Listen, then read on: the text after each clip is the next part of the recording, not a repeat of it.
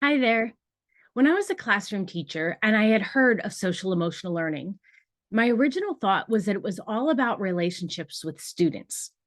The more I dug into the research, specifically from CASEL, the Collaborative for Academic, Social, and Emotional Learning, I realized there were actually 5 different competencies that we were trying to help build within students and within ourselves.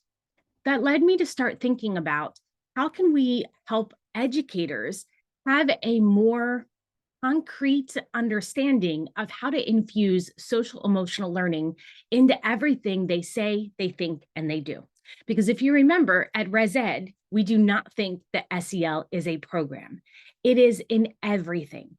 And so we've started thinking about 4 entry points or 4 approaches to being able to integrate social emotional learning into everything you say, you think, and you do. The first is thinking about your physical environment.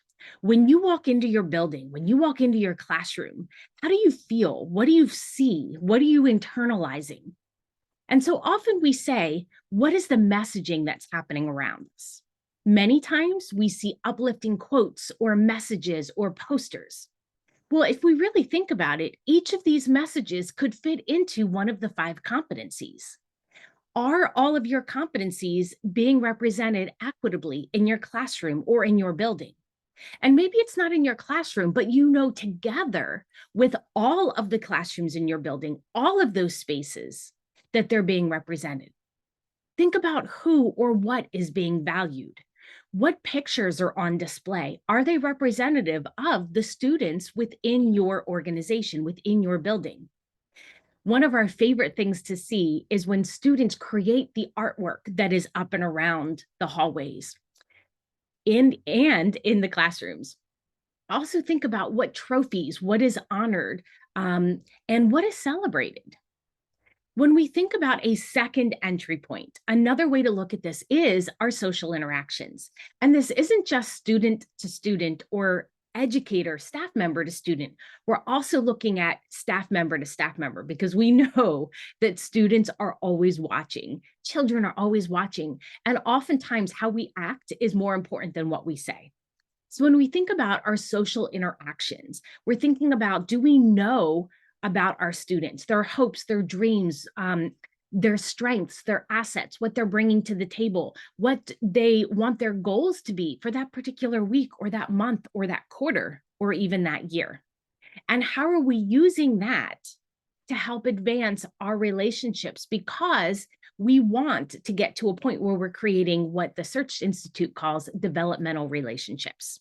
We want these to be bi-directional. We want to be able to have like this gradual release of responsibility where students are making decisions on their own, where they're able to monitor and to regulate their own emotions towards goals and with other people. They're able to have respectful, kind dialogue where they're curious and not judgmental, where they lean in and learn from one another and work collaboratively with their assets on display towards a goal for that class or that building.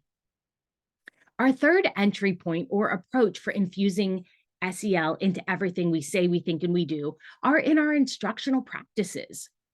I know we've all used group work, but think about how are we grouping the students and why are we grouping them that way? How are we setting them up for success in that group? What types of questions are we asking them to think about? What types of protocols are we giving them to help them organize their thoughts? What is the outcome that we're asking them to display their learning through? I know, I'll fully admit, there were times when I'm like, oh, we're doing group work. And here's the question off the top of my head. We really want to be intentional about how we're infusing social emotional learning into our instructional practices. That's not to say that we're picking on 4 or 5 social emotional learning skills. Maybe you just focus on one within that academic instructional practices piece and say, I really want you to hone in on this for the students. How are we giving them opportunities to debrief how they contributed to their group? Or what were some things that probably didn't work as well and that they're going to change up and do next time? Think about the reflective practices that we give our students, or maybe we don't give our students. We need to have them have an opportunity to think about what they've learned, to make sense of it themselves, to think about the work that they've already done, and if they want to continue going in that way or to monitor and adjust along the way. When we think about our cooperative groups and we think about the roles and the tasks that different students have, are they working to their assets and being able to leverage them to help the groups move forward?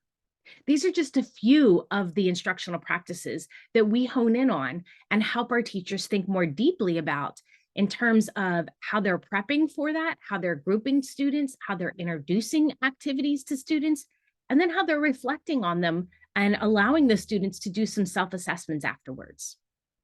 Our fourth and final approach to integrating and infusing social emotional learning is through the curricular connections. We have been working on, and I'm so excited to release this in a couple weeks, social emotional learning objectives for our students and for our teachers. We know that what we expect at a kindergarten level in terms of self-awareness is very different than at 12th grade. And so we have a set of social emotional learning objectives, success criteria, and I can statements, and essential questions to support the educators. How can we link the social emotional learning objectives to our academic content? And when we get to know those 5 SEL competencies and those skills really well, we can see how that language is already in our curriculum standards, whether it be math, social studies, language arts, health and PE, our counseling curriculum, world language, art, technology, business. It is all there if we know what we're looking for. And so over the next couple of weeks, we'll dig into each of these different approaches and provide a little bit of thoughts and some resources. I'd love to hear your thoughts on ways that you think about infusing social emotional learning into your classroom, into your building, and into your life.